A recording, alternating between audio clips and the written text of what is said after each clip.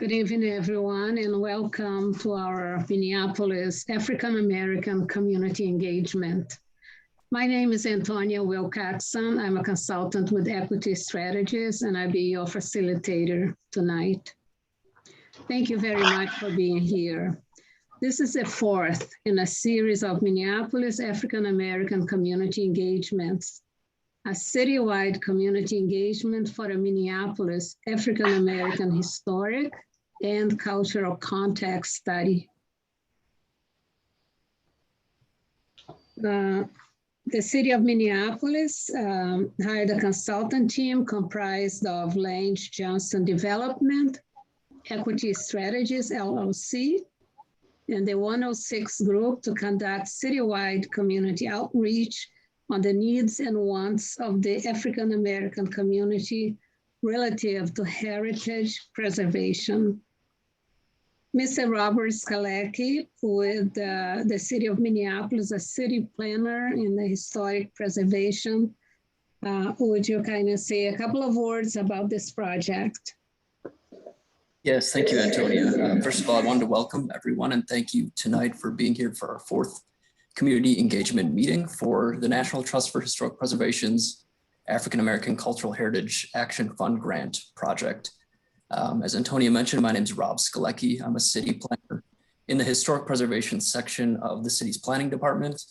And this has been a project that we've been working on for quite a while now, so we're very excited to have everyone here. But with that being said, I'll leave my contact information in the chat if anyone wants to reach out, has any questions about the project, has any information they want to share, definitely welcome to contact me about the project. Thank you. Thank you. We're a joint group of 3 organizations coming together, and I'd like to invite Judge LaJune Lang, which is the lead organization, Lange Johnson Development, to say a few words. Thank you, Antonia. Before Minnesota became a state, when we were the Minnesota Territory, African descendant people were here, living their lives and earning a living, opening businesses, and participating in the formation of the state. They have contributed continually since arriving in Minnesota, and we are attempting through this project to do a survey of people, places, and institutions that are part of the African American story in the city of Minneapolis. And so we look forward to our discussion this evening on business, professional organizations, and looking at the impact of finances on the African American community in Minneapolis. Thank you. Thank you, Judge. Ms. Eric Clay is a senior architectural historian for the 106 group, here to introduce herself and say a few words. Thank you, Antonia, and thank you everyone for being with us this evening. So my role on the project is to provide support related to heritage preservation practices, since this project is being funded by the National Trust for Historic Preservation. So when we talk about heritage preservation, which is also known as historic preservation, that can be about documenting, conserving, and also protecting places that are important to our history. And so there's a few ways that we can do that. One would be by listing places on the National Register of Historic Places, by designating them as local landmarks in the city of Minneapolis, by telling stories through exhibits, and also you might have ideas that you'll share over the course of the evening as well. As we think about historic preservation within the African American community, we do have to acknowledge that the National Register of Historic Places and the current list of local landmarks overwhelmingly focuses on the contributions of white individuals and events associated with white people. And as a result, these lists do not fully represent Minneapolis's history. We also have to recognize that many important places associated with African American heritage in Minneapolis have been lost or erased, perhaps due to intentional arson or the construction of interstates, urban renewal initiatives, as well as many other factors.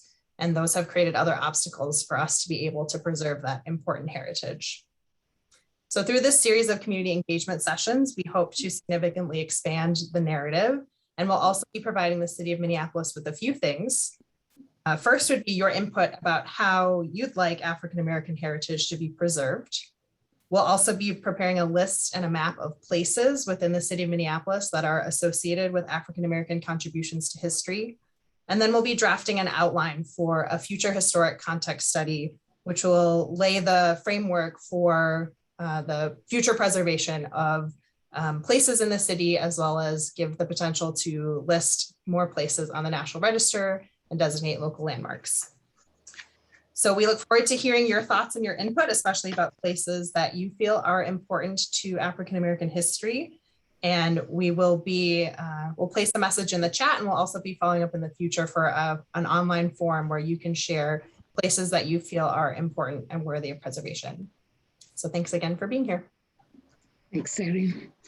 Our researcher working with the Lange Johnson development is Ms. Shanice Puningwala.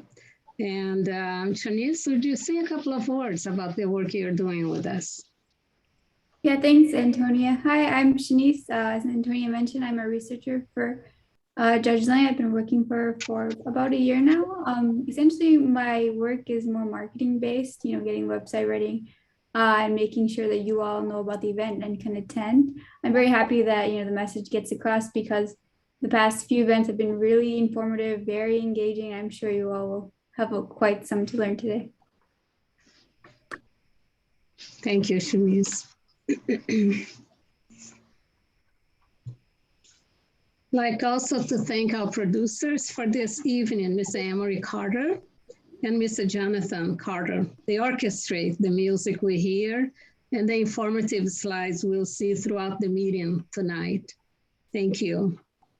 Thank you all for being here tonight.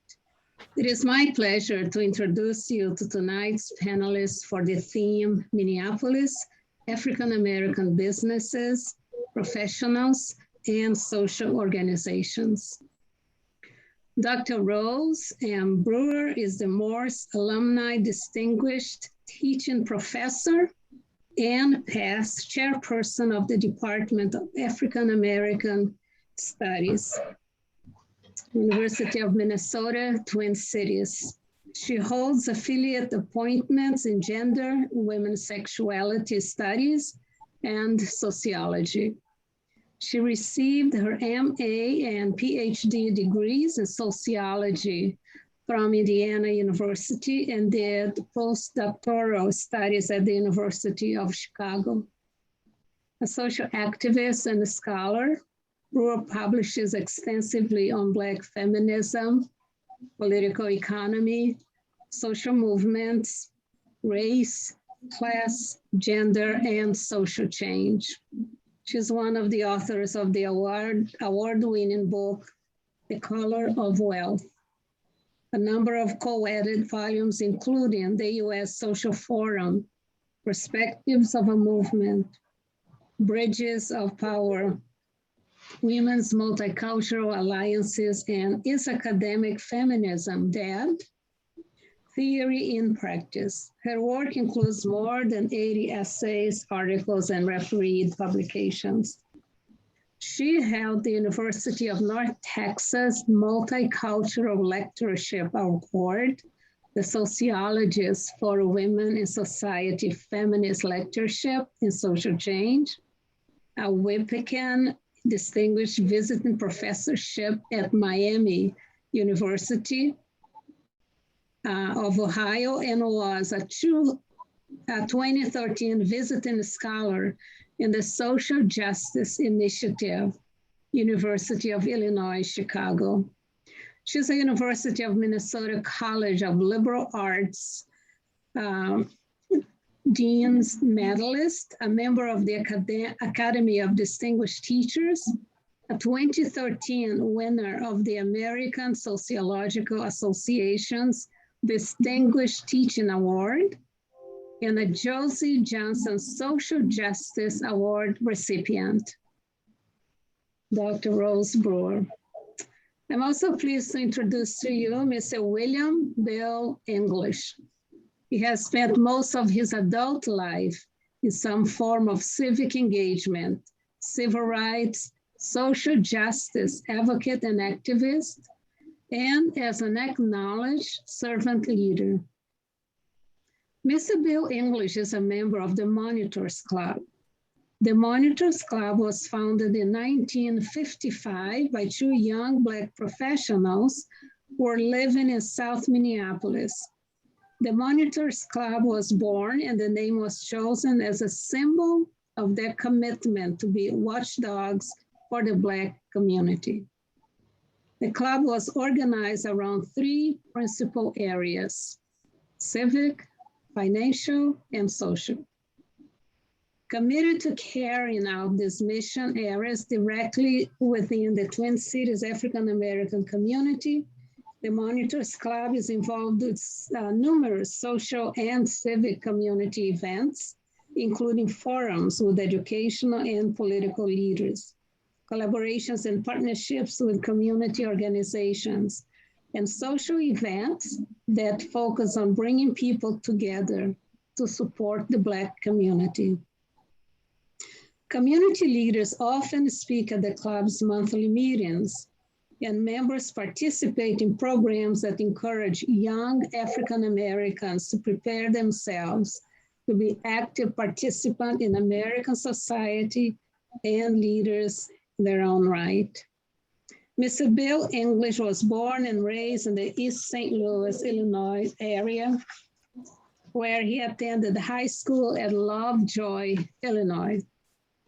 This all-Black village founded by slaves who crossed the Mississippi River to escape slavery is one of the oldest Black towns in the United States. It was there that he grounded in the notion that we all owe back to our beloved community. He attended college at Eastern Michigan, Ypsilanti, and moved to Minneapolis to take his way into graduate school.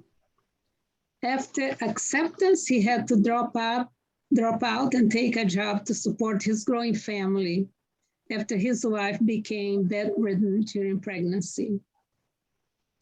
Bill was the first Black salesman at 3M, and he later moved on to Control Data, where he was employed for 32 years, including 17 as a vice president of human resources, and in numerous roles, including chief diversity officer and in sales and marketing executive roles. Bill has served as a founding executive director of Sabathani Community Center, president of the Minneapolis Urban League Board of Directors, co-chair of the Coalition of Black Churches, African American Leadership Summit, and numerous other organizations. Bill is the recipient of many awards, including being elected twice to Who is Who in Black America, the National Urban League's President's Award, Black Futurism Servant Leaders Award, the Minnesota Women's Political Caucus Good Guy Award, and the Coalition of Black Churches Community Hero Award, and several others. Bill had the honor of appearing in the award-winning 60 Minutes television program, where he was interviewed by Emmy Award-winning winner Mike Wallace. Bill is married to the love of his life, Freddie Davis English, and is the father of 4 wonderful children, including William Jr., now deceased, Ramona English, Dallas, Texas, Cheryl D. English, Minneapolis, and Amber Nicole English Coleman of Washington, D.C. Mr. Bill Williams. Mr. Theartrice Williams, or T. Williams as we know him, is a Master of Social Work, independent consultant, former interim executive director of Phyllis Whitley Community Center, a Minneapolis School Board member and former senior research associate at Rainbow Research, Inc. He specializes in questions of social and distributive justice, with particular emphasis on community economic development and education issues affecting minority populations. Mr. Williams has been the principal investigator on rainbow research evaluations of several local community-based organizations and has conducted program and organizational assessments at the national level. Following the 1967 street violence on Plymouth Avenue, Williams and a colleague were engaged by a group of 14 Minneapolis top corporate executives to explore with the community the value of establishing an urban coalition designed to address issues of race and poverty in Minneapolis. Their work led to the establishment of the Minneapolis Urban Coalition in 1968. Williams was Minnesota and the nation's first corrections ombudsperson. He was named to that post by Governor Wendell Anderson in 1972 and served until 1983. In this position, he was authorized to investigate prisoner complaints or complaints on his own initiative of any actions of the Department of Corrections. Williams has taught courses at the Humphrey Institute, the role of minority community in shaping educational reform policy, impact of race on social policy issues.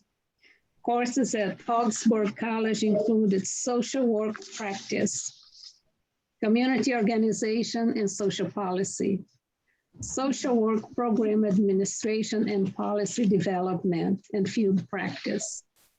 Topics in U.S. history include Minneapolis urban crisis. Currently, Williams is active with and on the board of the Civic Caucus and is completing a Minnesota Historical Society supported history project that focuses on how Minneapolis and Minnesota responded to the urban crisis of the late 1960s and early 1970s. Williams' recognitions and awards include the Bush Foundation Leadership Fellows Award, Outstanding Achievement Award, Minnesota Chapter, National Association of Social Workers, Outstanding Service in Criminal Justice Award, National Association of Blacks in Criminal Justice Award, Lutheran Social Service of Minnesota Service Award, Outstanding Alumni Award, University of Pennsylvania School of Social Work. Williams holds a BA degree from the University of Illinois, an MSW from the University of Pennsylvania, graduate work at the University of Illinois, University of Chicago, DePaul University Law School, and Northwestern University. His publications include a book and numerous articles in the local daily papers and professional journals and special reports. Getting Started, a handbook for community-owned, community-based crime prevention and criminal justice program initiatives, published by the Rainbow Research in 1999. Changing Communities, Changing Foundations, the story of the diversity efforts of 20 community foundations, published by the Rainbow Research in 1998. And that book was published also with the late Laura Wittstock and Williams Wittstock. The role of the church in community development, 2 case studies at the Humphrey Institute of Public Affairs, University of Minnesota, 1992. Limited View of the Settlement House Movement, a book review on Foundation News, March and April, 1989. A Game Plan for the Future, a public forum balancing education and athletics, Humphrey Institute of Public Affairs, University of Minnesota in 1989.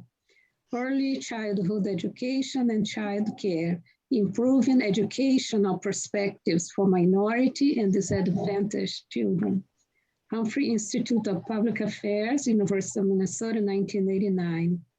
venture capital and job development strategies for the Black community. Humphrey Institute of Public Affairs at the University of Minnesota in 1987. Educational reform in Minnesota. Implications for minority communities. Humphrey Institute of Public Affairs, University of Minnesota in 1986. Between the Keeper and the Capped. Trial, March 1976. Minnesota Correctional and Ombudsman, Social Work, November 1975. Thank you very much to these three distinguished panel members for tonight. And we have asked them to comment on the following. What do residents in Minneapolis know about the history of Minneapolis African-American businesses, professionals, and social organizations? And Dr. Rose Brewer, if you could please start us out. Each one of you have 20 minutes to speak. Thank you. Yes, good evening. It's good to be here this evening. I will say that my remarks take a somewhat different path. I will really speak directly to a broader historical grounding, and I'm certain that my co-panelists will get very specific about the particular issues that Dr. Wilcoxon put on the agenda. So I would say setting a terrain for our reflection and placing the city of Minneapolis within the context of that terrain, both at a national as well as a local level. My work is on racism and wealth, and this is how I want to enter a discussion this evening. I will locate my remarks in that research and in terms of the longer history that I think is very important for the city to contend with. While my comments are beyond the city of Minneapolis, it is in this context that we can understand what I would call the startling realities of Black economic inequality in the city. Let's think about the racial wealth divide, because wealth is at the heart of so much which we must consider and we must contend with, and placing that in a broader history. From the 15th to the 19th centuries, the expropriation and exploitation of Black labor would be the great engine of Europe's wealth. The British would enter into this buying and selling of human beings to build its North American colonies. These colonies would ultimately become the site of a burgeoning slave trade. I know this isn't unfamiliar to many of you. The wealth of what would become the new nation of the United States was built on the violent seizure of indigenous lands and the stolen labor of enslaved Africans. Indeed, the very bodies of African men and women were commodified, the source of great wealth.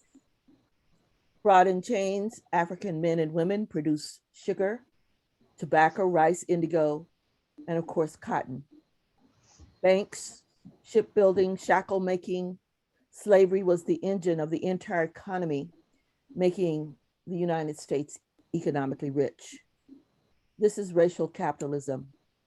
Not a city or state would not benefit in the shorter or longer term from this process. Minneapolis is a racialized capitalist city, and too has benefited from these foundational underpinnings.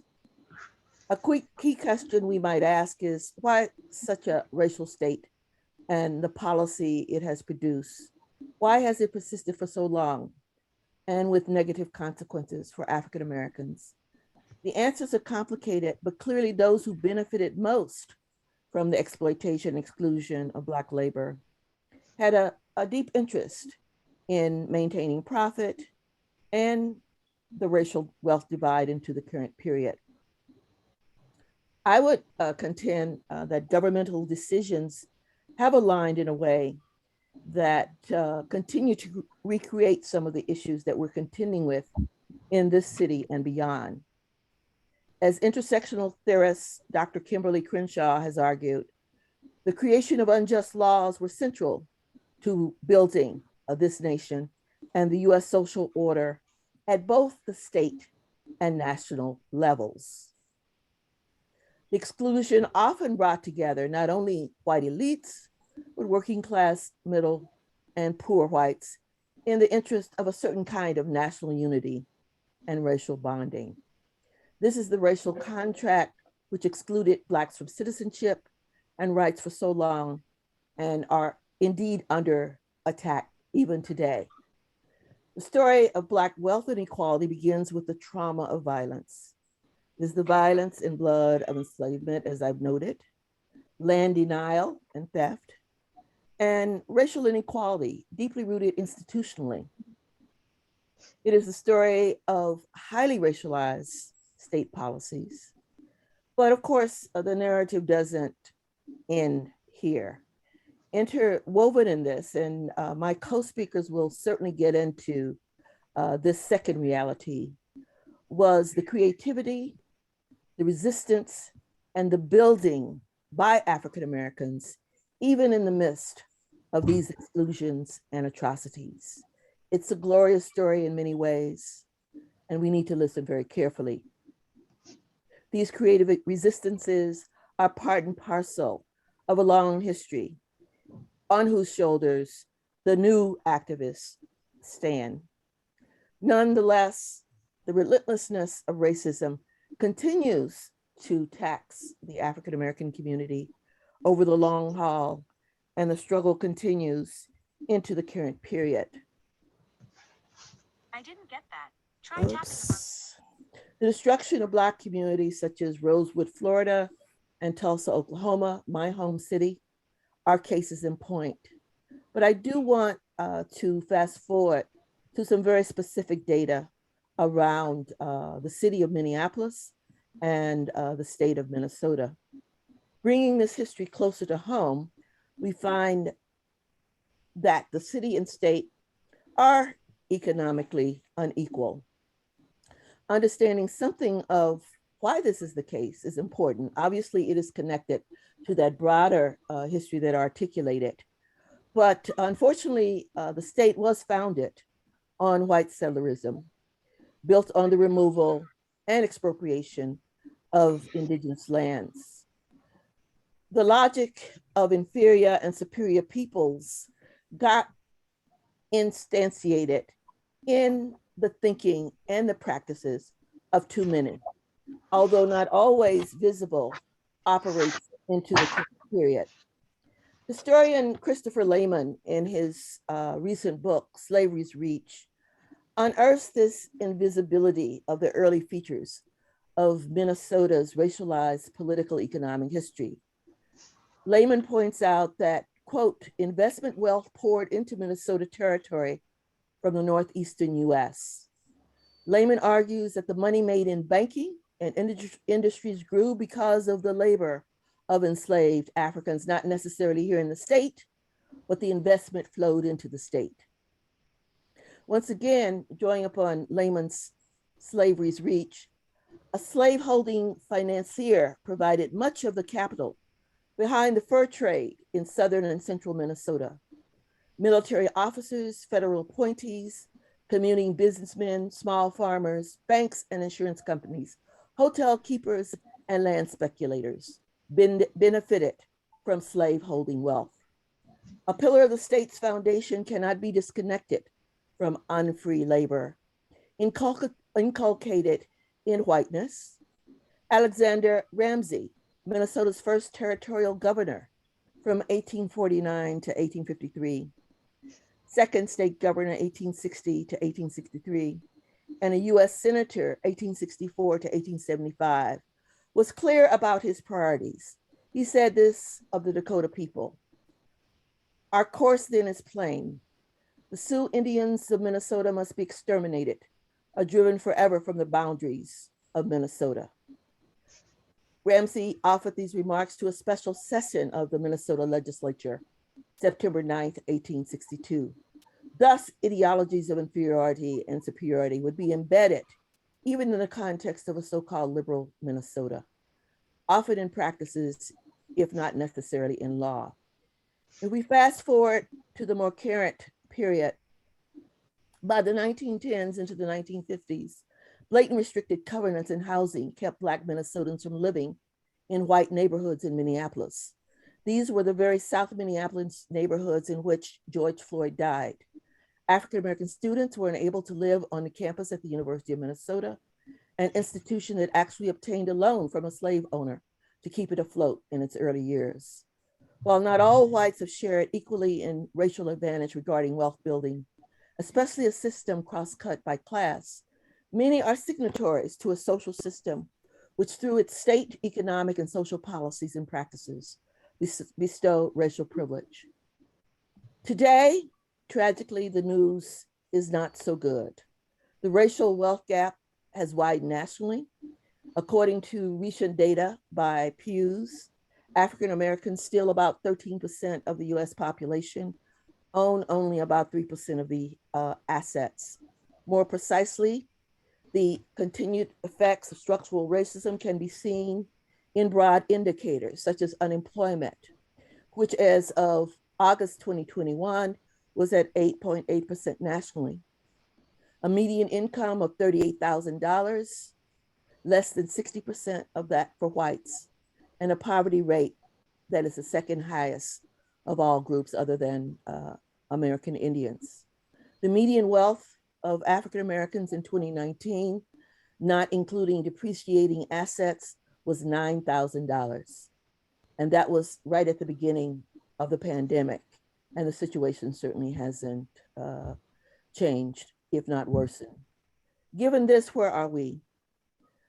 We need to be reminded of the creativity and the valor of the African American community in the Twin Cities, in Minneapolis, in the state. And we'll hear much of that in the remarks of the subsequent panelists. But many months have passed since the murder of George Floyd, since Minnesota and Minneapolis in particular became the epicenter of protests and resistance. But let us line up the reality of that moment. The hard facts are these. Racial inequality in Minneapolis is among the worst in the nation, something that you've heard, I'm sure, a number of times. Over the last few years, there have been a number of studies articulating this set of realities. Median Black income in Minneapolis in 2018 was $36,000, according to US Census data. White median income was $83,000. Black families earned only 44% of white income. This is a $47,000 disparity gap. The numbers are daunting. While Minnesota in 2018 had some of the lowest white poverty rates in the country, it had one of the worst Black poverty rates. While Black Minnesotans make up 6% of the state population, in 2018, 32% of the Black population lived in poverty. The national number was 26%. So we have much work to be done in the city. And all of this has rippled through my brain, through my scholarship, through my respect for all those whose shoulders I stand on. But there is much work to be done, and there's no need in sugarcoating the reality. This Black tax on a population has too often locked out too many African Americans. While Minnesota has prided itself on having a small group of well-paid Black elites in the corporations that dominate the landscapes of the Twin Cities, that does not hold for the majority of the African American population. We could go on and talk about home ownership, one of the biggest ways that wealth is acquired. Given the relatively low rate in the city of Minneapolis, again, there is much work to be done. There is no debate from my perspective. The city must invest in human needs. It must invest in education, living wages, health. There is no other choice. Creating a racially just, a fair city, an equitable city, that is our charge. Thank you very much.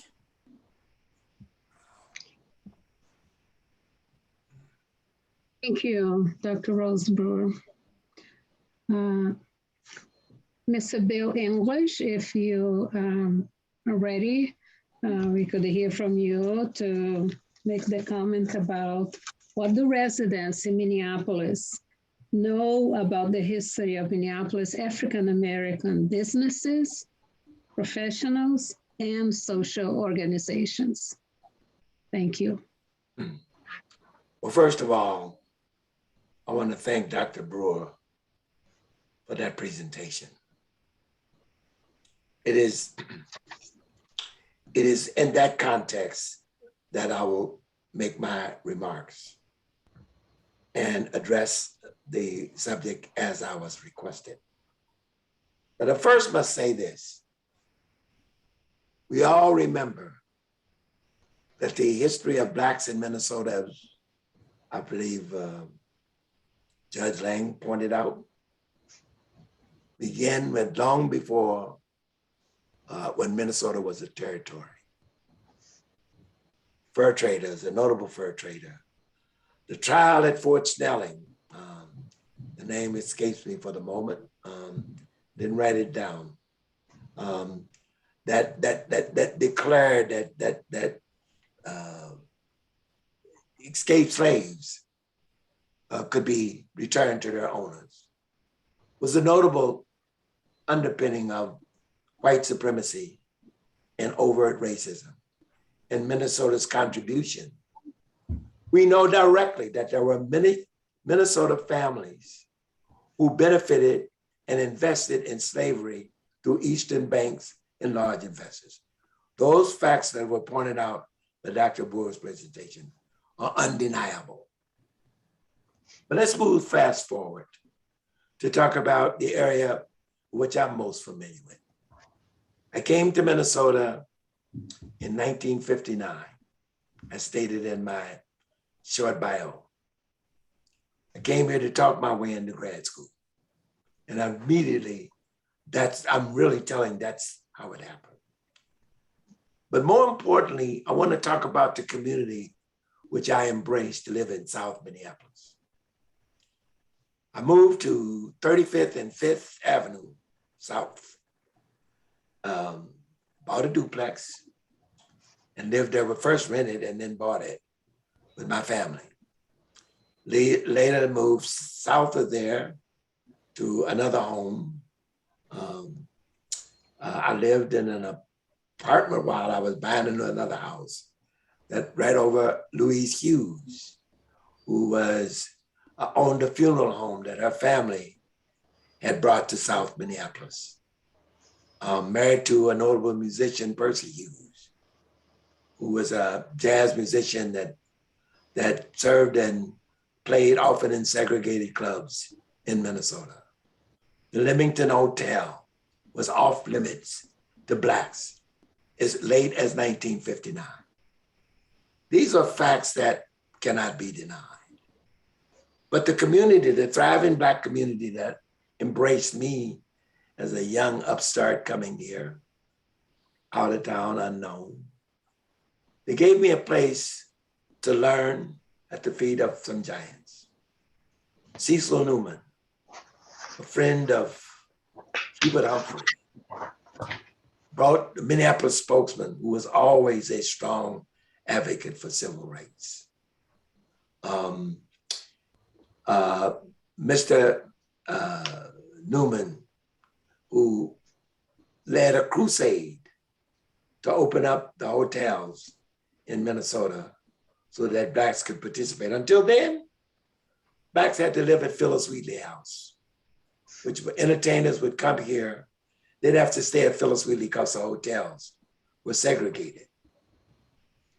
But I found in South Minneapolis, a welcoming community didn't have to go to the Leamington or other hotels. They found comfort in groups like the Socialites that Judge Lang may remember. A social group of African Americans who brought a social dignity to the lives of Black people, who embraced the culture. Early on, I met a young Black scholar named Milton Edwards, who later became Mahmoud El-Qadi, who we formed a group called the Civitar, which is Latin for citizens. And we began to examine ways in which we could engage ourselves politically. And there I met a young woman who became the queen of, in many ways, of African Americans, Minnesota, Dr. Josie Johnson, and her husband, Charles Johnson, who was an engineer at Honeywell. And while I was becoming the first Black salesman at 3M, Chuck was becoming an executive at Honeywell, another major corporation in Minnesota. Many of them contributed later on to bringing African Americans from historical Black colleges into Minnesota. But Minnesota developed its own. It would be foolish for me not to talk about some of the people that were born and raised in Minneapolis, native Minnesotans. One comes to mind is Professor Joyce Hughes at Northwestern College, the first Black woman to graduate from the Minneapolis School of Law, a graduate of Carleton College, undergraduate in the University of Minnesota Law School, became the first professor of law at the University of Minnesota, a Fulbright scholar, a member of the Helsinki Commission, and the first African-American woman nominated from 2 states for a federal judgeship. Somehow, something's missing from the University of Minnesota when a Joyce Hughes can have the honor. This is, again, the white supremacy that still exists in this town today. And I pay tribute to the white people. There were good white people. There always been good white people who tried to overcome their racist instincts and contributed to life. There would not have been a Sabathani Community Center without $100,000 that was given to me by the Lund Family Foundation, Mrs. Lund. And she was encouraged to do that by Gladys Brooks, a white Republican president of the city council, probably the last white Republican that had the city council. But in any event, what I found in this community was businesses that served our community, the Schofield Delicatessen, the Young Brothers Barbershops. The churches were institutions of both social and spiritual enlightenment. St. Peter's AME, St. Thomas Episcopal Church, the Baptist churches, including Sabathani. These were churches this church, I want to mention Sabathani in particular. A minister builds a church without a sanctuary, and it still builds a gym. And then held Sunday services in the gym where they didn't have pews, but they put down seats. This is because he felt young people in South Minneapolis needed a place to go. At the same time, The Way was being developed in North Minneapolis. I was approached by the founders of The Way to make Sabathani the way south. I resisted that notion because I realized that South Minneapolis was different in many ways. Many of the middle-class people that lived in South Minneapolis were railroad workers who served as Pullman car porters. And they became middle-class people because of their income and their ability to own and buy homes and send their kids on to college and greater institutions, because they were embedded in improving the lives of their community and owning property in spite of the covenants, in that they stepped out. You all know the story that the National Commentator wrote a book about, the first Black family to move in South Minneapolis. I believe it was on Columbus Avenue. They were run out by the white people who didn't want them to move there. We knew, Judge Lang, the boundaries of of 46th Street in some ways. We knew those boundaries well, and certainly as we extended further south, we knew those boundaries was Minneapolis Parkway. We knew those boundaries, they were there. On the east was, on the east was basically Lindale, but in reality, it was Nicollet for a long, long period of time. And then it moved further towards Lindale. On the west, it clearly ended at Bloomington and Cedar Avenues. That was the community. Northbound was just north of Lake Street, and southbound was the border I just described. That was the community. It was made up of working class people by and large. We had a rich spiritual community, had a richness of culture in terms of the social engagement, the socialites, and so many other clubs and organizations at that time. The monitors, of which I represent here tonight, was started by a few Black professional men who wanted to, first of all, provide investment opportunities. And later became, it is the oldest Black men's professional club in the state of Minnesota. And that club expanded over and over and reached out to many of our Black professional men, which gave comfort to each other as we dealt with the racism that existed in the corporations in which we worked. Quite frankly,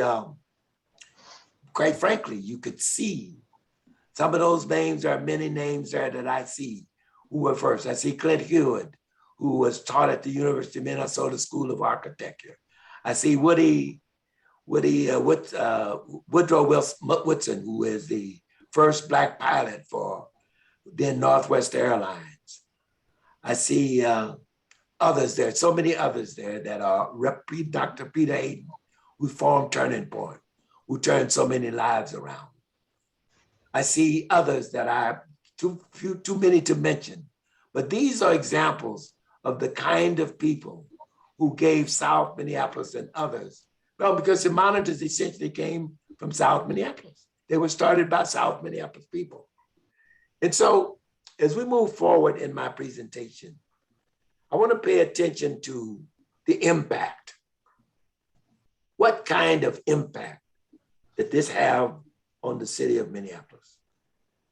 There was resistance. Sabathani became an advocacy organization. I learned at the feet of people like Josie, Chuck, and a woman named Anna Hedgeman,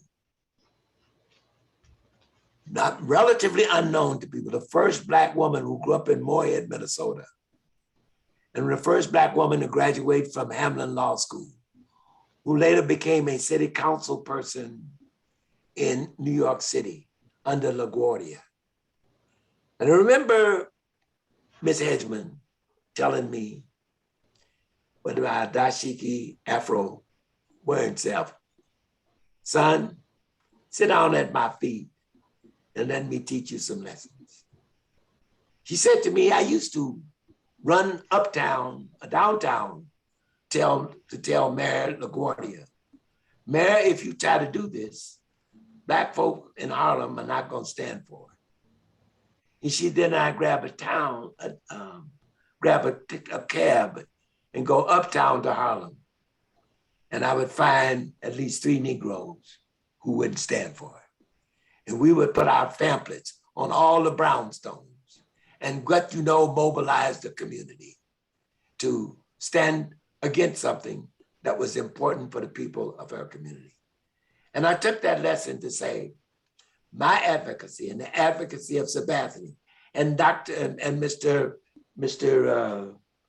Newman and Sam Richardson and the people who made up the aggressive NAACP in South Minneapolis, in Minneapolis rather, and Matthew Little, and so many others who contributed to bringing advocacy on behalf of Black people to open up those hotels, and to I remember recruiting Riley Gilchrist, a name that many of us know, who became one of the first Black policemen in the city of Minneapolis. Those things, remember when we desegregated the fire department in Minneapolis, and I brought my own brother here from East St. Louis, who was a Vietnam veteran, to become one of the first Black firemen in Minneapolis. St. Paul, and made different strides. They had a Black police chief long before Minneapolis. They had Black firemen long before Minneapolis. And so Minneapolis was unique in many ways. It was different, but in many ways it was very similar. So as we put into perspective, we know three things that we've learned. That it was the strong institutions in South Minneapolis, as Al-Khali teaches us. Communities cannot be developed economically or otherwise, or culture cannot be preserved without strong institutions. And that's why we're building back better, a new Sabathani, to follow on that institution. Talk about places for historic preservation. It should be the Minneapolis spokesman. It should be St. Peter's Historic Church. I think St. Thomas is now gone. Too bad. It should have been preserved. It should have been preserved because it contributed much to the development and the salvation and the peace and the spiritual healing of Black people who came. It was not fun being a porter in those days. You know what they were called. You know what the humility they often had to suffer to bring income to their families. We know those stories. We know those stories. I grew up in a Black town that was bounded on the south by Granite City, which said no Negroes allowed after 6 p.m. And by Belleville, Illinois, on the Granite City in the north, Belleville on the south. No Negroes allowed after 6 p.m. If you worked in the steel mills, which were in Granite City, you had to have a pass that said you worked the night shift. If you were domestic, the same way. When I came to Minnesota, what I found, it was less overt, but much more covert. I remember being followed around in Dayton Hudson's by a floor walker, thinking I was there to steal with my daughter. And when I realized we'd been on 3 floors doing Christmas shopping and we were being trailed, my daughter said, "Dad, I think we're being followed." And we walked around and I confronted him. And I said to him, "Bring me your manager." And he brought me the manager and I said to him, "I want you to check my credit at Dayton Hudson." And I said, "I want you to see how often I shopped in the Oval Room. Turn my credit card up. I don't want my credit card no more." This was the subtle racism that existed. The pushback about desegregating the police department. But I am always impressed by what came out of that struggle. The people, the individuals, the Harry Davises, the others that gave so much to this city. Harry was both a North Sider and a South Sider. He grew up in North Minneapolis and lived in most of his adult life and raised his family in South Minneapolis. I remember when Walter Mondale lived on Portland Avenue, Judge Lang, and I used to see him cutting his grass. And yet that Walter Mondale stood in the way of Joyce Hughes becoming a federal judge because he picked Judge Diana Murphy over her, who was, she certainly, well, there was nothing wrong with Diana Murphy's, what you knew as a judge, Lang, nothing wrong with her credentials, but she didn't have near the credentials of Joyce Hughes. So racism did exist, and it exists to this day.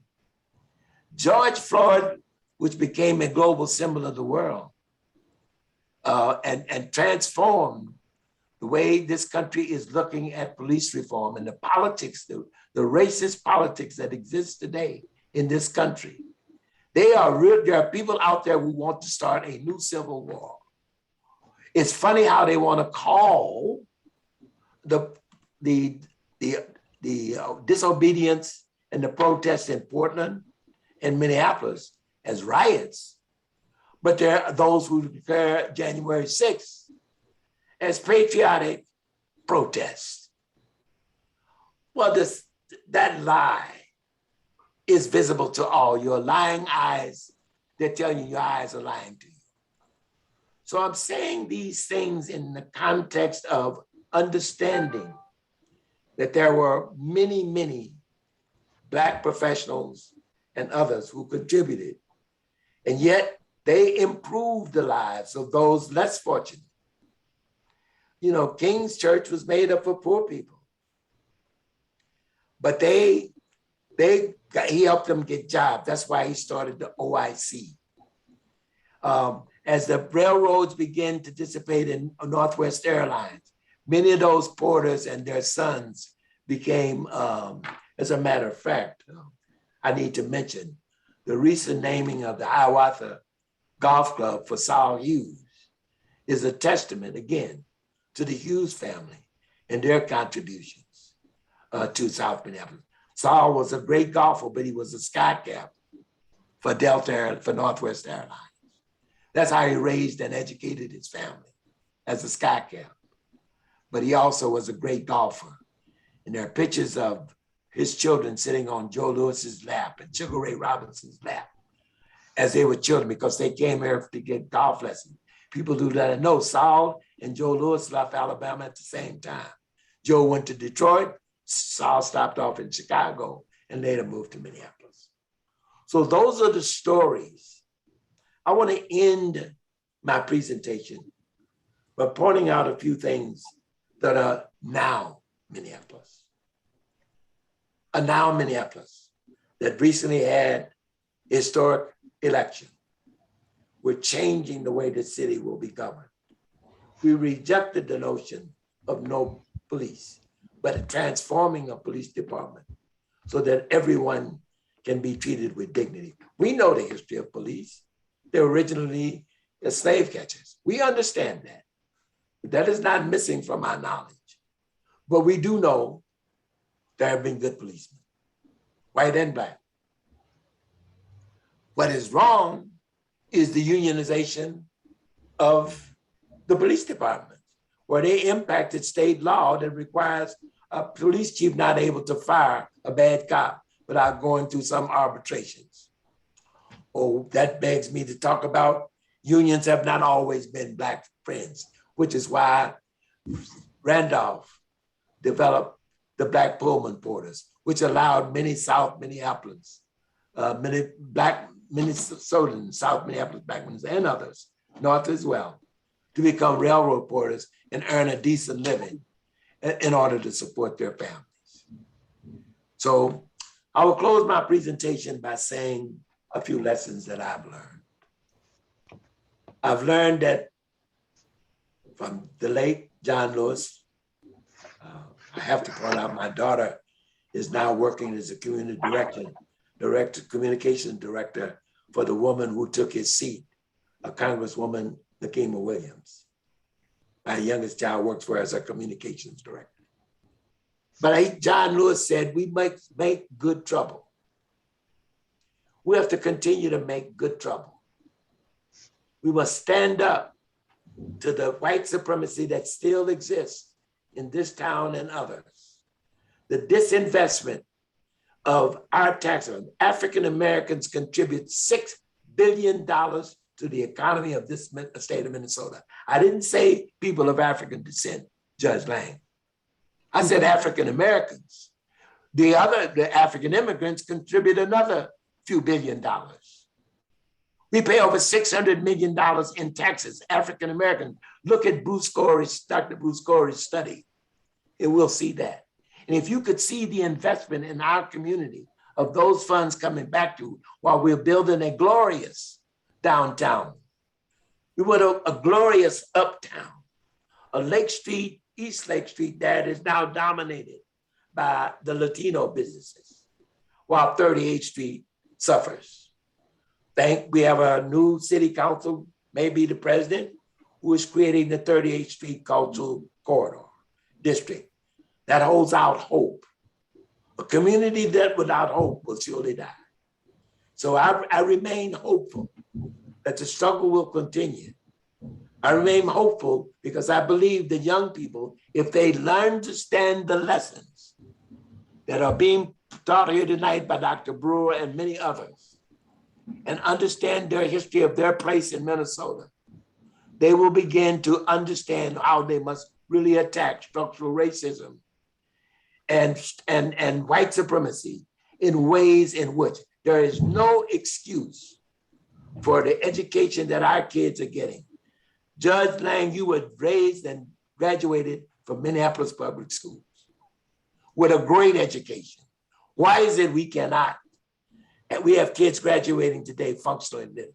Many of the names I mentioned, great people who all got a great education in Minneapolis high school, which had very few Black teachers. Something is wrong in Babylon, as I call it, where we now cannot educate our kids, and our kids have to go to the University of Minnesota and take remedial reading. Okay, those are the things that we must, that I hope this historic preservation effort will embed in its history, in its report, both the contributions of African Americans and the failures of this white dominated community to even recognize and pay tribute to the contributions that African Americans made, that our tax dollars was not given back to us fairly, that was spent unfairly to upgrade, that we were denied jobs in city and state and county government. You walk into many county, state, and local offices today, and you don't see a single African American. I'm a member of the charitable gambling control board that brings in, if I told you that charitable gambling, not the casinos, not the state lottery, brings in over $2.3 billion a year in Minnesota. 15% of that goes for nonprofit, goes back to nonprofit organizations. There's a single African American gets a dime of that money. Not a single African American gets a dime of that money. When I walked in the department, it was all white people. You walk into the state lottery, you walk into all of these places where we spend our dollars all too often, and you see all white. I saw the Minnesota Board of Education, public K through 12 education, the Commissioner of Education. I looked on their website and their staff, in spite of all the racial educational disparities, their website did not have a single African American at a policy-making level, not one. I pointed this out to Governor Walz last year as part of a monitor's discussion with the governor. I pointed out, why could that be? And you call yourself the educational governor. And we got enough African Americans with PhDs in education to serve as not only as commissioner, but be dominant in that staff if you're going to solve the reading and writing and literacy of our children graduating from Minneapolis public schools. Thank you so very much, Mr. Bill English. We will now have Mr. T. Williams, who has the final portion of this panel. And if you could stay on so that the three of you can answer questions or have additional discussions. Thank you so very much for this compelling story. Mr. T. Williams, we do have your slides, and Emory, if you would prepare them. Thank you. Until the lions have their own historians, tales of the hunt shall always glorify the hunter. I want to share with you some of my thinking on the topic. In 1967 and 1972, I helped to establish two new institutions in Minneapolis, the Minneapolis Urban Coalition and the Minnesota Ombudsman for Corrections. These were important vehicles for crisis intervention. Between 1967 and 1980, The Urban Coalition was one of Minneapolis' most consequential institutions for addressing social and economic justice issues in marginalized communities. Its history is virtually unknown in Minneapolis today. I was the executive director of Phyllis Wheatley Community Center from 1965 until 1972. In 1967, a colleague and I were engaged by 14 top corporate executives in Minneapolis to establish the Minneapolis Urban Coalition. In 1969, President Malcolm Moose of the University of Minnesota appointed me to a special commission to investigate the takeover of Morrill Hall on the University of Minnesota campus by a group of Black students. The commission's findings helped convince the university president to support the establishment of the African American and African Studies Department at the University of Minnesota. This is one of the longest standing departments at any university across the country. It has been around for over 50 years. Creation of the Minnesota Ombudsman of Correction was consequential to the administration of justice in Minnesota's prisons system for 30 years. The story of the first ombudsman is an important part of that history that I'm uniquely qualified to tell. I became Minnesota and the nation's first ombudsman for correction in 1972. Phyllis Wheatley was established as a settlement house in North Minneapolis in 1924 to help enhance the quality of life of Minneapolis Black community. The Way, Inc. was established the summer of 1966 following the street violence on Plymouth Avenue in North Minneapolis to address some of the unmet needs of Minneapolis Black youth. The Urban Coalition was established in 1968 as a consequence of street violence of 1966 and 67 on Plymouth Avenue. Minnesota Ombudsman for Correction was established 1 year after the rebellion at Attica Prison in 1971.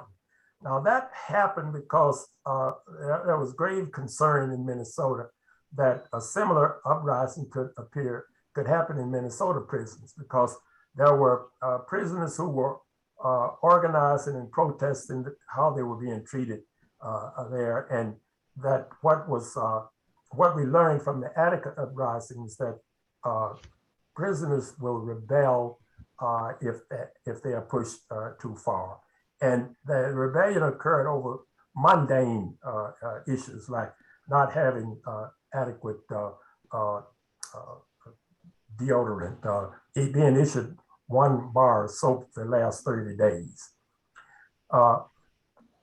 In 1971, when that occurred, over 40 prisoners and prison officials lost their lives, were killed, primarily by those who were trying to rescue them. All 4 of these institutions, along with many others, are what I refer to as mediating institutions. Mediating institutions are defined by Peter Berger and John Newhouse as those institutions standing between the individuals in their private lives and the large institutions of public life. They help bridge the gap between each of us and the overarching society in which we live. These institutions serve as a safety net and are often the places we turn to in times of need. They provide the soft landings we often need throughout the course of time, of our lifetimes. Within the context of institutions, I've had a chance to be a part of solutions that were cobbled together during times of crisis to answer social justice, poverty, housing, and employment concerns. As a result, I've learned to look within a crisis for the lessons we can apply to the next crisis and for guidance as to how best to respond, because there will always be a next crisis. My own experience proves that an individual can intervene and put into motion significant change on behalf of his or her community. I also believe there are lessons we can learn from studying how 3 of these Twin Cities institutions, Phyllis Wheatley, the Urban Coalition, and the Office of the Minnesota Ombudsman for Corrections, responded during times of community and institutional crisis. As I quickly review crisis of the 60s and 70s with you through these few slides, I ask you to reflect on our current crises and contrast the historical community responses to the current day community responses while I review the following slides with you. May I have those slides up on the screen? Start with, well, go back. The Minneapolis, back another. Give me the first one. No, go to the, I'll have it. Well, the national, President Lyndon Johnson convened a group of civic and business, civil rights and religious leaders in Washington to address the urban crisis.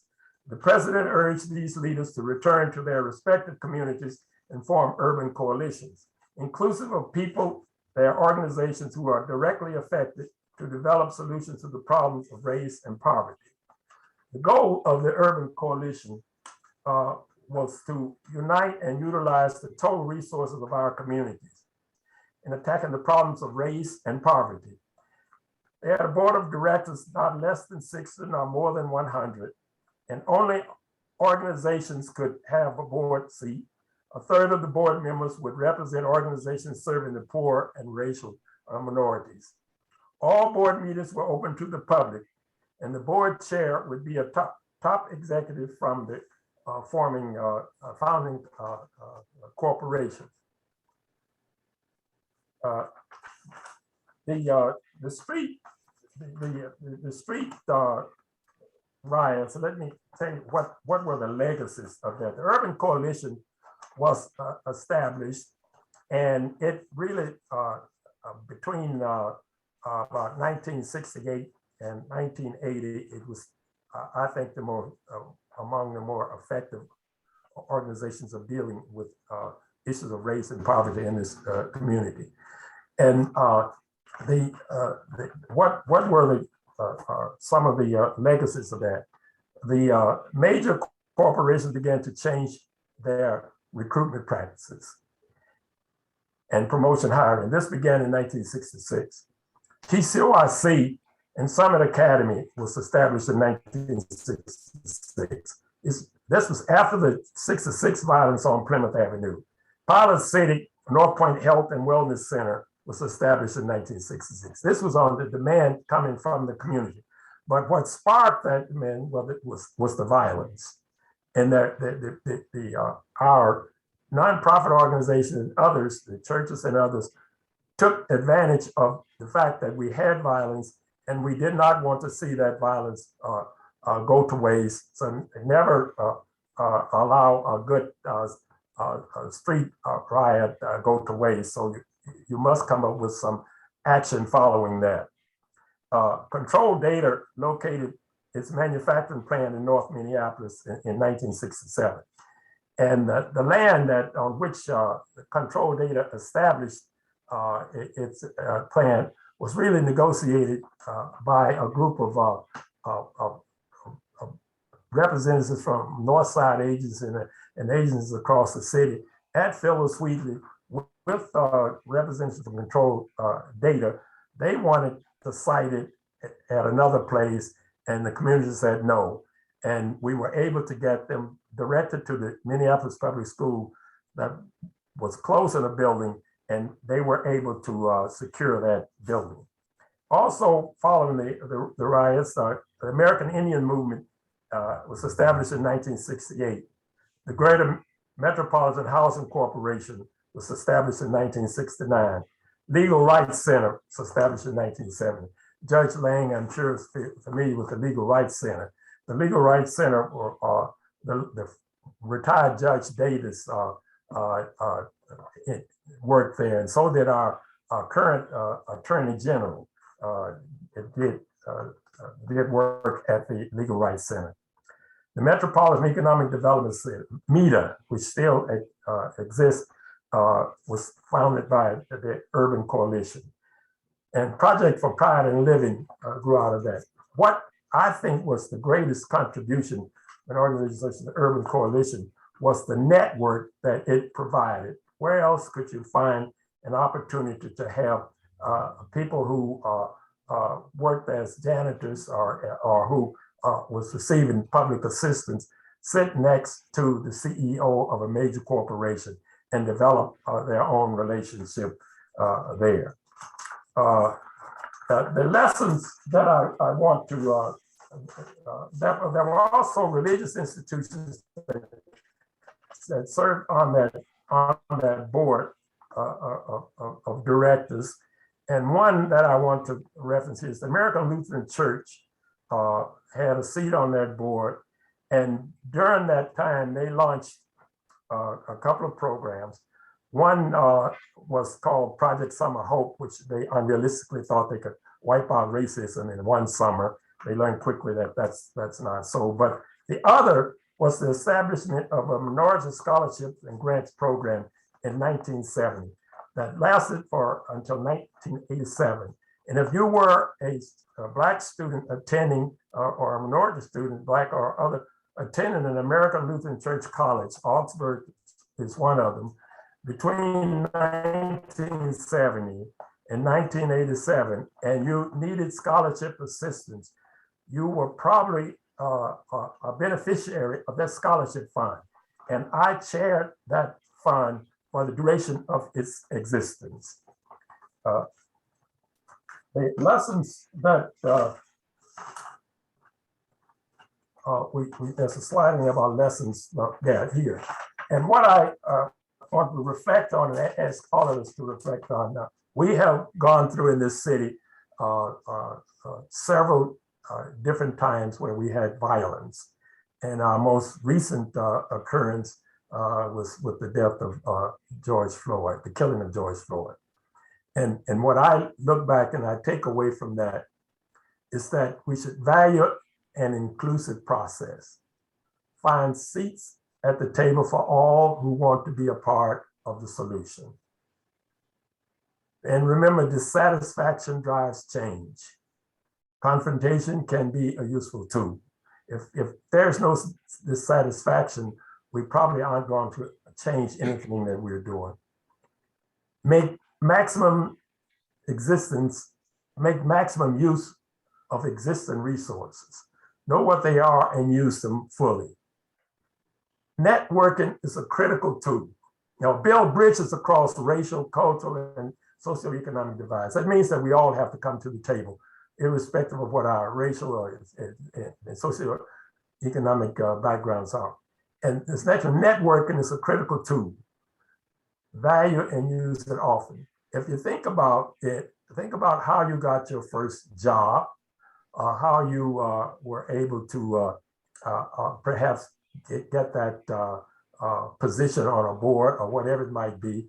It was through a network. And my predecessors have all referenced what some of those networks look like, Bill especially. Now here's one that is very challenging for all of us. Patience is more than a virtue. It's a necessity. Change can be slow and tedious process, especially if it is to be sustained. And we're experiencing that now. And I finally want to say this. Know the difference between the capacity to confront and the capacity to implement and respect it. We have many confronters, and sometimes we unrealistically expect that those who demonstrate, and we need the demonstrators, but we expect that those who demonstrate are the ones that are to offer up the solutions. That's not what they necessarily do well. What they do well is identifying what some of the issues are and the problems. But we must be prepared to take advantage of their demonstration and act on them. And I leave that with you. And let me cite that one again. Know the difference between the capacity to confront and the capacity to implement and respect it. Thank you. Thank you very much, Mr. T. Williams. I appreciate your message, and especially these lessons learned is something that we need to remember. We would like to open at this time, and we have a little bit of time in which if you have questions for the panel members, we have a few minutes in which we can spend, or if there are reactions, what we have found very interesting is that when the panel members exchange their ideas or what they learn from each other, we all really benefit from that. But anyone, if you have questions, if you'd like to unmute your microphone or put your question in the chat box, please. Yeah, may I make one final comment or statement? Of course. You know, I'm thinking about where we are now and what were the conditions back 50 plus years ago. And I know that I think we had more resources, public resources available to us to address these kinds of problems in 1968, 1966, 67, and 68.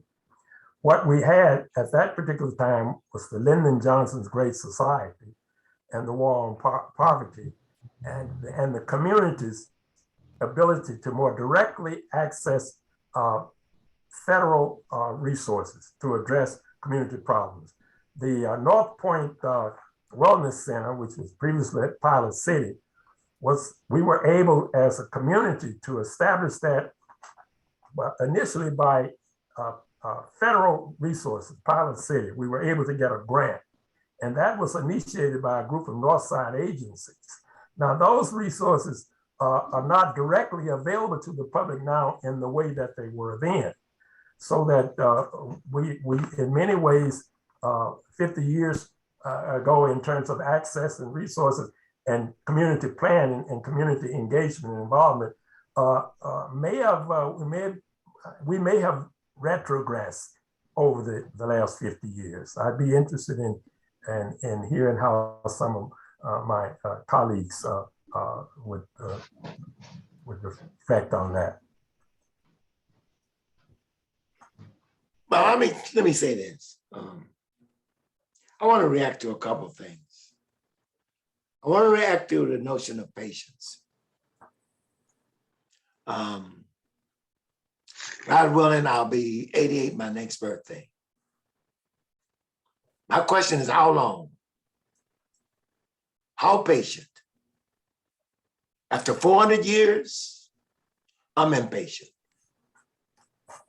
I don't want my grandchildren to go through the same thing your grandchildren are going through today. It is not an open society day. There are efforts going on right now to oppress our votes. I'm a strong believer in the Saul Alinsky approach, which is to organize and become politically active. And when that means confrontation, so be it. And I don't necessarily agree that people who confront don't necessarily have the ability to execute. I think it is a combination of those who have the ability. Someone said in the revolution, you need your doctors, your lawyers, your engineers, and you need your street soldiers. You need them all. And that's what I believe in. I believe we need to coalesce around the academicians, the professionals, the barbershop, the barber, the steel worker, and the carpenter, and those who have no jobs. And the resources, I would say this, I don't know what Build Back Better will bring, but I think $1.7 trillion in infrastructure is a start, and we must get our fair share of the money. The question is, how is the money going to be spent? The fact is that poverty level has gone up since 1970 in Minneapolis. There are more poor people there, yet the population has grown, but per capita, I don't think that it's been much different. And in spite of the great work of organizations like the Urban Coalition, and it was a great organization, and it did great work, the problem continues, the trouble continues, the struggle continues, we still are underrepresented, underinvested in, and not being treated equal and getting our fair share of our contributions to the wealth of this great nation. Thank you, Mr. English. There is a question on the chat box. Dr. Brewer, you have a comment. I will wait before I read that question. Yeah, I was just going to say, we have to be very clear about the terrain that we're working on in 2021. This country is in what I would call a very, very troubling terrain. The overt and public piece around white supremacy, not even hidden anymore. I think we had to be very, very astute in terms of thinking about 2021 as contrasted to 68 under the Great Society program, that these are very difficult and troubling times. Some indication of it expressed in this state, in fact, in terms of the rightward move.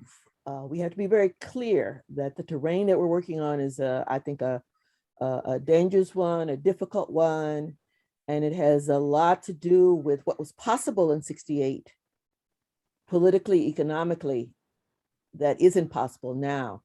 And to really take a long and sober look as we're plotting change and resistance, what that will in fact entail.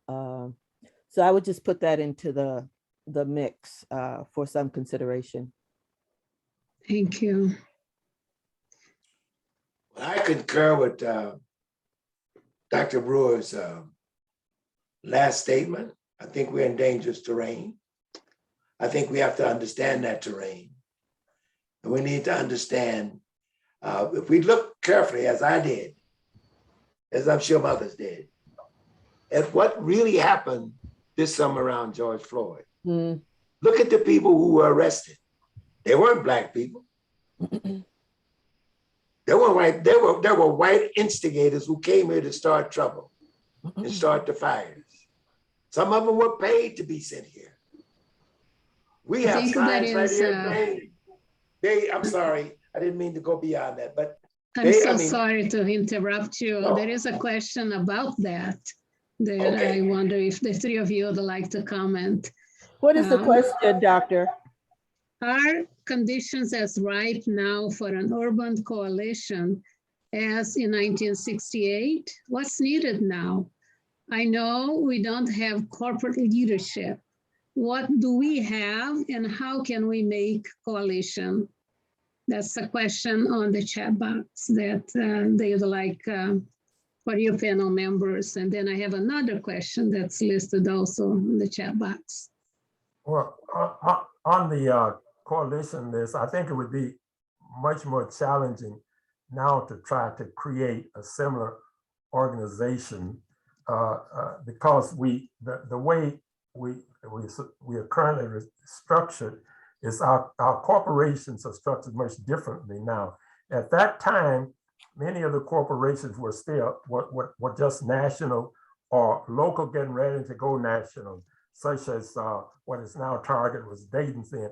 And the families who established those corporations were still around and played. If they were not active in the corporation, they were active in the community so that they could still put their input on what was happening.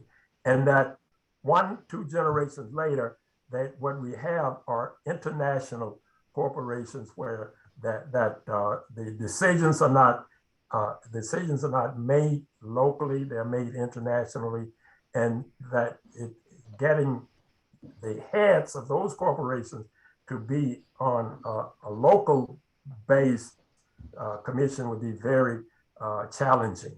But that we have to think of other ways to draw from that resource. I don't think we are getting as much input on addressing some of these tough issues. You can get the money from them, but getting the people, the difference then was that the real bodies, heads of those corporations showed up, and that made a difference. You could identify who they were, and that made a difference. I got, thank you. Are there any other comments? I do have a question from someone in the audience. Art, would you like to go ahead, please? Sure, thank you, Antonio. The speakers, in particular T, documented how the government, local, quote, leaders reacted after the uprisings in the late 60s. They created institutions. They wanted to respond to the grievances that stimulated the people to rise up in the street. Today, we're 7-8 months out from a similar uprising, and we got nothing. There's no institutions that have formed. And in my mind, there seems to be no organizational response, even if it's a new organization that needs to be formed, like the Urban Coalition was. So I'm just wondering if the panelists or anybody else can help me understand what may be on the horizon, because if we don't have some kind of organized response, at least in my mind, nothing's going to change. It's going to stay the same. I will say this, Art, and it's good to see your face and your wife's face. I appreciate the work that you all have done. And I remember your father and your mother so well, Ms. Serthoff. But let me say this, $60 million, Art, came into this town since the George Floyd murder. $60 million, 30 to St. Paul and 30 to Minneapolis. That money is being governed by something called, we'll give the name of it. Give me a moment. I forget their names right now, but it was all under the guise of Black Lives Matter. Black Lives Matter, and they formed these sub-organizations under Black Lives Matter. And they are now, that 60 million, 30 million, some of it is in the hands of Nexus, and they're trying to figure out how to spend it. They spent a lot of money, something like $6 million at that 30 million on item number 2 in the local elections, trying to get disband the police passed, which the voters rejected, including Black voters, rejected overwhelmingly. And they didn't do that out of ignorance. So we have to understand where the agenda is. In terms of the corporate engagement, the corporations, I mean, Target just announced, a US bank announced a $50 million program, not just locally, but across their cities they're located in. Target has done something similar. Other organizations have agreed, but we need to account for that $40 million that's still on both sides of this river, and how that can be invested in providing the resources. The Upper Terminal Harbor Terminal redevelopment is a site that offers huge opportunities if done right, while that's in North Minneapolis. I call your attention to the 30th Street corridor, Art, and that this is an opportunity here now to rebuild better, to open up 38th Street, to become the corridor for the legacy of South Minneapolis and the legacy of African Americans on 38th Street, with businesses and investing in businesses and investing in rebuilding weak institutions and making them strong. if we don't have new institutions, or bring back the block is something one of those organizations is called. But I know them by name, and I'll pass them on to you. I'll put them into the chat later on when I get the correct names of two of those organizations. But there is some corporate engagement. But if we expect white people to solve our problem, we'll be waiting till hell freezes over. If we're not willing to come together and collaborate with each other and engage our allies, those white allies who will allow us to lead, then I will think we will be better off. We know how to solve our problems. It's a matter of resources and working together and collaborating. I say all the time, I don't want to compete with any Black legacy organization. I want to collaborate with them. And when we collaborate and create partnerships, we can find we've got enough academicians who know how to solve any problem we can. And many of them, one of them is on this panel tonight. And she works with a colleague, Sam Myers, who is an expert, a national expert, an international expert. So we have the ways of solving these problems, but it is going to require us getting past our egos and personalities, being able to acknowledge when we make mistakes and go forward, but begin to collaborate and not compete, and take advantage of every vote must count. This last election proved that. And the closest government to us is the local government. So we must deal with our city, our county, and our state first if we're going to get problems to our solution. And remember those numbers that we contribute to this economy. They're not giving us anything. They're not investing, they're reinvesting our money back into our communities. The dollar turns over in North and South Minneapolis, Black communities, less than 2 times. If we don't change that, we're going to continue to have poverty that exists. Bill, can you? Sorry, I was just going to say, I would be remiss if I left the conversation at the point of letting these corporations off the hook. Whatever amount of money has flown into organizations here in the Twin Cities, it pales in comparison to the billions and trillions that these major corporations suck from our community, exploit our labor, pay a non-living wage. And it has to be very clear to all of us that they're not doing anybody any favor. I think we have to be clear about how this system works. I don't hear a good understanding of how a capitalist system works. It doesn't work for our freedom. It certainly doesn't work for our economic uplifting. It works for the small and narrow profit-driven interest of a very slender group of people. And Minneapolis is as culpable in that regard as the state of Minnesota. I think we better get clear about what we're dealing with. And I do agree that the system is now global. They don't need low-paid Black labor, brown labor in the way that they did historically. They could exploit the global South in a way that they have tended to do. They can also move that exploitation to robotization, to AI. I think we need some serious interrogation of what the 21st century looks like for the people in this society as well as those globally. And I think it's a wake-up call, frankly speaking.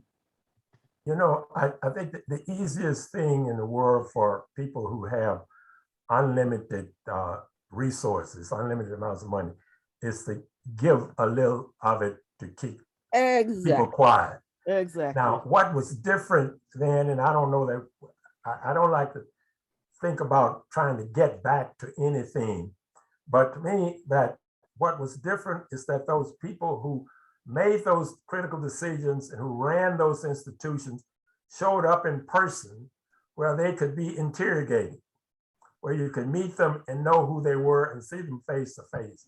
That's no longer an option, it seems to us, that for the people who make the critical decisions in those congregations to show up in a public place where people like us could meet and interact with them and could challenge them or could network with them and could put my own case before the person who runs the multi-billion-dollar corporation. That is not possible. What you get right now, you can't make a telephone call to anyone. You get an automated voice. You can't, you used to could call up, keep people in these corporations or in these other institutions, including government, what have you, and get a real live breathing person where you could tell your story to them. Now, you get on a punch number one if you want this, number two if you want that, and then you get so tired and frustrated to hang up the damn phone and walk away. But that trying to find the kind of arena where you can get people who make decisions, critical decisions, face to face with one another.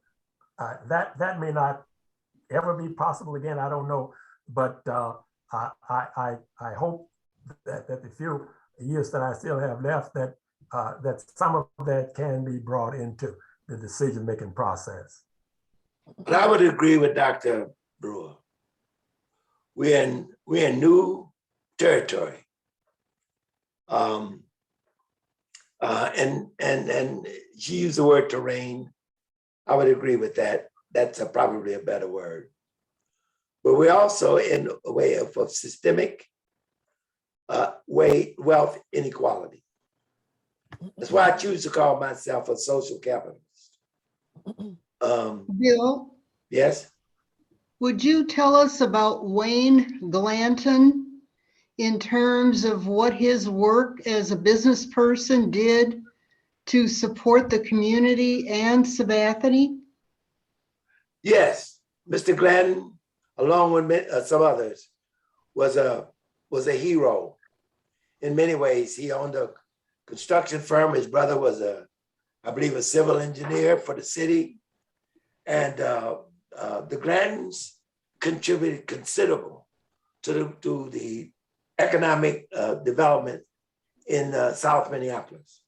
We owe a lot to the Glanton family, as we do a few other families in South Minneapolis. But certainly the Glanton family was significant. And I think the judge would agree with that.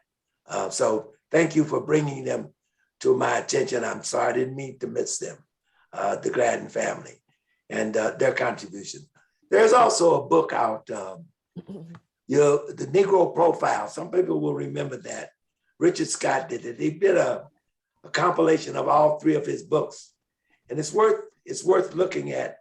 And I think that should be part of the historic preservation. I'll make sure that a copy of that book gets into your hands, Judge, so that it can become part of the preservation as part of this report. It tells a story and it points out a lot of significant things of Black people and African Americans in the city of Minneapolis and their contributions to the growth and the development of the African American community that exists today. But back to Dr. Brewer's comments, I am clear, I am very clear that the role of wealth is playing a huge impact and exploitation of labor, be it wherever it is in the globe. They will exploit that labor for profits. And until this country comes to grips, there's a book called The Capitalist Manifesto, written in 1946.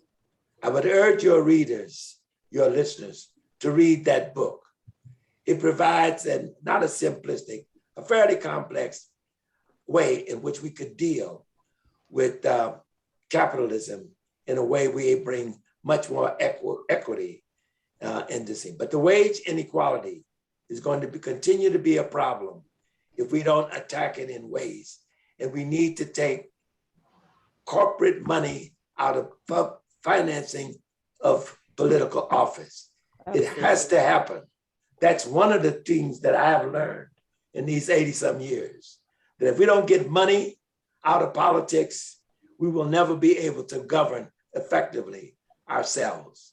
and the founders of this republic, as racist as it were, it did create a framework for which every person's vote should count.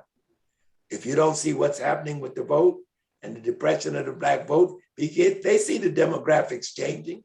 This country is going to be more Black and brown than anything in the next 10 or 15 years. So they're planning already how to keep the power and control by depressing this. So these are long conversations and they need to be expanded. But I trust the intellectual capacity of African Americans across this country and the world. I trust their knowledge and their ability to help us solve this problem. But it will not be done alone, and it will not be led, nor should it be led by anyone other than ourselves. You know, I concur. I would say that there are a couple of things that we should hold at the same time. I think it's absolutely essential to document, to lift up, to make evident and clear that Black stories, African-American stories must be told, must be a part of the historical record. That's one thing. The issue of our youth, another generation that's confronting just horrendous circumstances. That's a whole nother level of struggle that has to be contended with. You don't have to do one without doing the other. I mean, one is a massive undertaking, but to hold both those things in relationship to one another, I think is an important move for this community to make, and appreciate that work that's going on by Judge Lang and others. But we have to get real about the possibilities and the constraints and you know, just what kind of world this is going to be. I don't want to even get into, you know, we all might be toast if we talk about the climate situation, and who has actually been, you know, who has actually been devastated right here in Minneapolis by the pollution and the asthma. And I mean, we could go on, as Mahmoud Al-Qadi says, with the misery list. But it's definitely, you know, my point is holding both those at the same time. I think that's important. And I'll just leave it at that. Yeah, you know, I think we really need to focus on strengthening our institutions. One of the things that's happened in the past 4 years, at least, and maybe even beyond, is that many of our significant institutions, both public and non-governmental, have been tucked away at, have been partially destroyed. And we really, as individuals, we are limited to what we can get done. But I think working through our institutions, we can do a great deal more. And I think that we underestimate the mediating impact that these institutions offer to us, particularly some of our nonprofits, including our churches. These are the places we go to when we're in need of help. And these are the places that help create those soft landings for us. And we need to have strong leadership in those places. And sometimes I think we forget and we tear our way at those institutions. And we need to think more about how to build them, because those are the places that can communicate with many more people than either one of us can as an individual. And when we think about the distribution of the resources, Bill mentioned all of these resources coming into the community that has been unknown to many of us, so that if we have our institutions out there, they are the ones that can help mediate that for us and to help us identify where those resources ought to go. So I encourage all of us to be engaged with our various institutions, whatever institution you have an opportunity to engage with, because that's going to be between us and those who are out to harm us.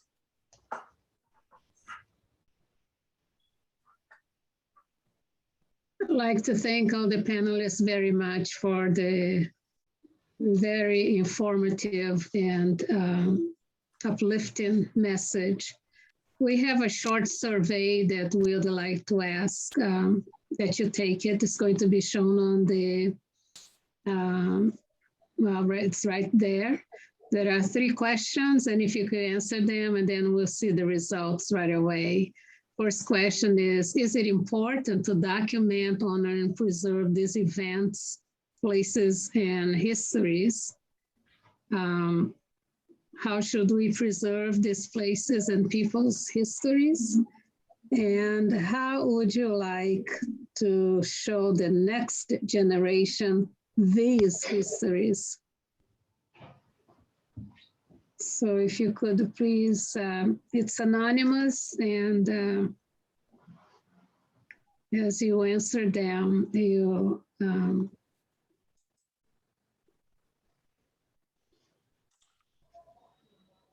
please hit submit at the end of the responses.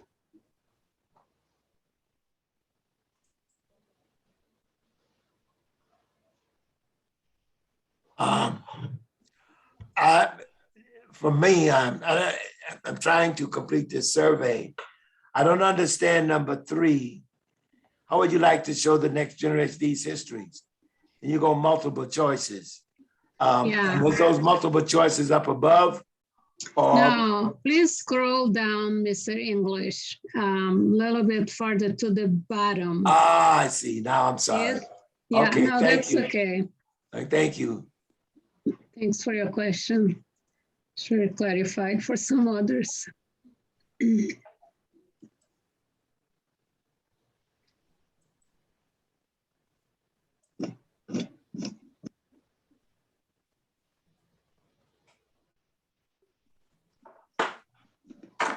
5, 4, 3, 2.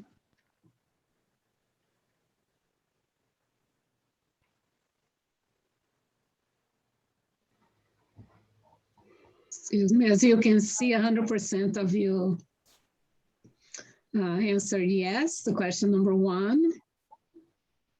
Museums in Minneapolis and recordings are your preferred way to preserve these. And exhibits, museums in Minneapolis and African American Registry, who are also, thank you very much for participating on this.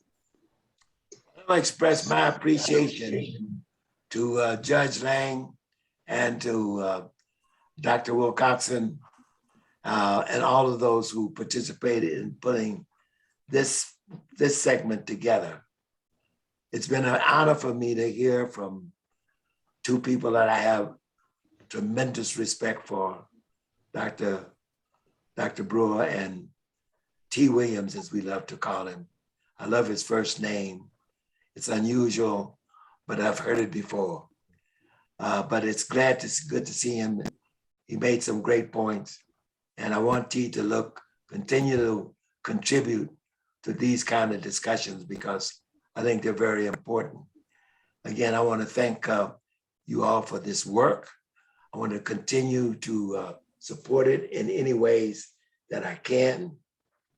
And I know this, I will end any comments I make with saying, the struggle continues. Good trouble is the right kind of trouble. Amen. Well, I would like to say thank you to Bill English, to Mr. T. Williams, and to Dr. Rose Brewer for the very enlightening discussion and information that you provided the audience this evening. We're all taking lots of notes. I'm sure we'll circle back to you to get additional information about people that you highlighted in your presentation. And thank you very, very much for being with us this evening. Very welcome. Thank you. Thank you. Have a good evening. Good night, everyone. Be blessed. Good night. Good night.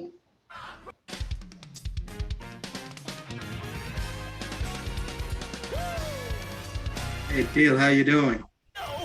I'm doing all right. I'm doing. I haven't seen you for a while. Really. Good to see you. What did you think of the presentation? Marvelous. Yeah. Good. Marvelous. I was thinking of maybe getting this on the platform with the youth. You know, 846 has a podcast, and it would be interesting to have an intergenerational conversation with young people on the podcast. Because when you look at the audience, it was all about us. Older people. Let me say this.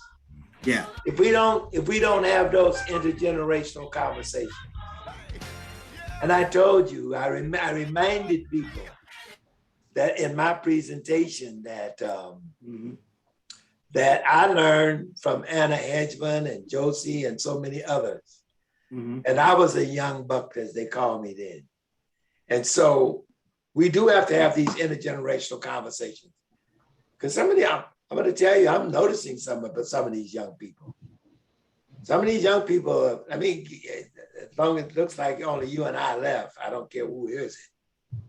Yeah. But we have to understand that we're all here. You're all there? Yes. We're all here, really. I'll just say this. We're listening. I'm sorry to crash the party. Examine the agenda of Black Lives Matter right now. Pay close attention to that agenda.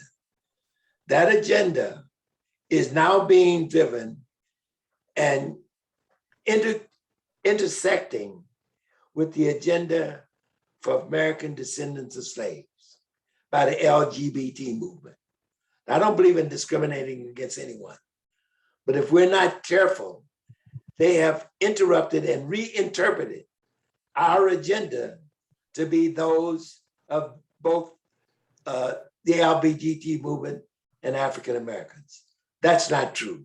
That's not so, and it cannot be the case. So we really have to, whoever's listening, I don't take my word for it. Go examine for yourself this agenda. And I don't have no problem with LGBT movement. I think it's fair and it deserves the attention. But our agendas can be slightly or different in my mind. They're very different in my mind. What we're trying to achieve, many of them can achieve because they can escape into their whiteness. Now they have a right to be whatever they are, but don't dominate our agenda with that of the LGBT movement. I like allies. I'm willing to have them as allies, but they cannot lead. And right now, they become the leaders of that agenda, in my view, and in my study and my close examination of what's going on locally. Bill, I think what I meant by having a conversation with young people, for me, it was within the framework of historical context and also mental health. The question for me, that's my lane. Whatever people do and all these things, that's the agenda. Mine is about mental health. And when I was listening to you, it was, and the young people that I work with, they're not BLVC or anybody else. It's 846, and to keep it a buck, we're looking at intergenerational conversation around mental health. You've been on that path. You guys on the panel, I've been on that path for so long. How did you keep your mental health? That's a question that we want to know.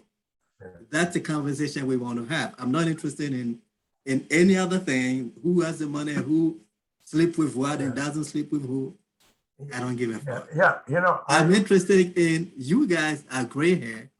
I just turned 60, and you guys are much older than me. We are curious. What do you do? What do you eat? How do you keep your mental health? Have you kept your mental health over the years? That's the kind of conversation I like to have with my kids. Yeah. All right? Say, now go ahead. I think, may I come in on that? Yeah. Yeah, I think this is where our institutions are really important.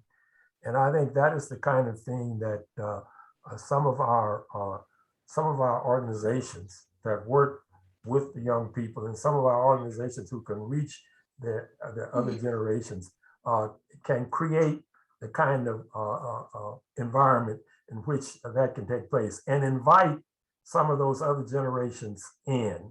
You know, I feel very isolated now, and part of it is because of, you know, my own circumstances, but the opportunity, I always respond to an opportunity to engage with youth, to share what some of my experiences have been. That I know that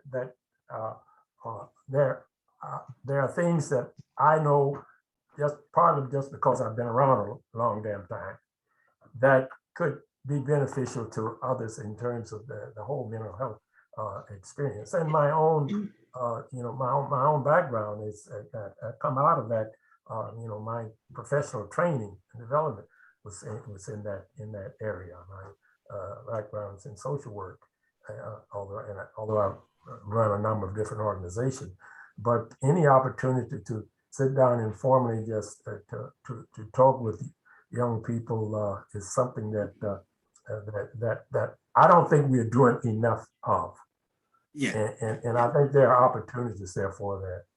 But often I think it is something that can happen through our different organizations, our institutions. Well, Remy, I will say this to you. I'm not so sure that I'm sane. I'm not so sure that I don't have some mental health issues to this day. I think to be Black and to be in America is to have some mental health issues. So I see my therapist at least once a month, and I've been seeing him for 4 years. But I get it. I do think these intergenerational conversations are critical, and we have to find the right forum today.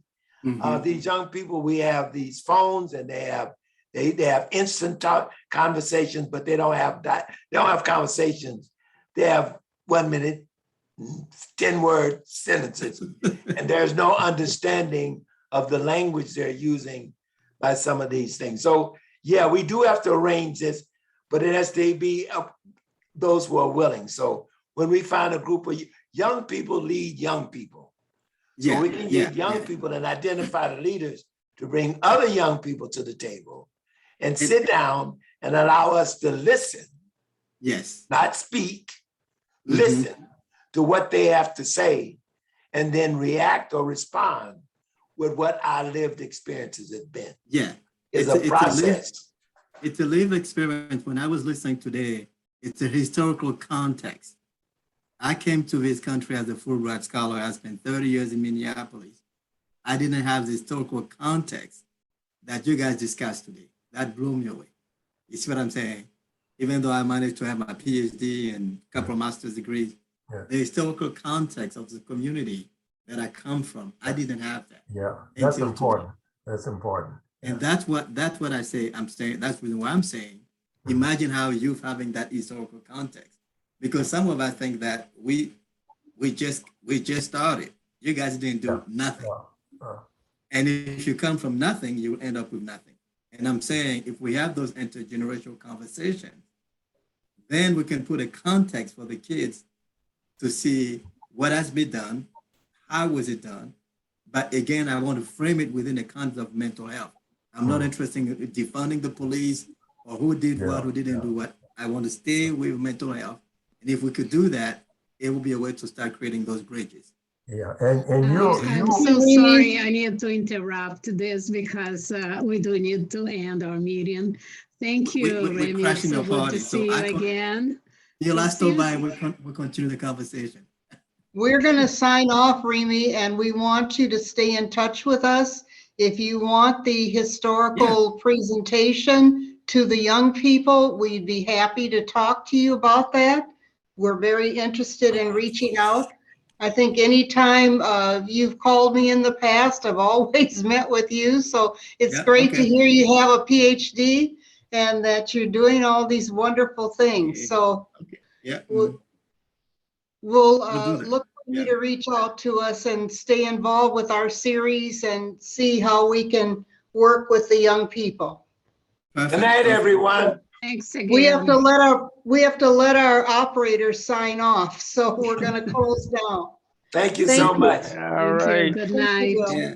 Thanks, You know, Judge Looms. Thanks, Dr. Antonia. thanks. Thanks, Brother Thank you Bill. so much, Emory. Good night. Good Good night. night. Good night.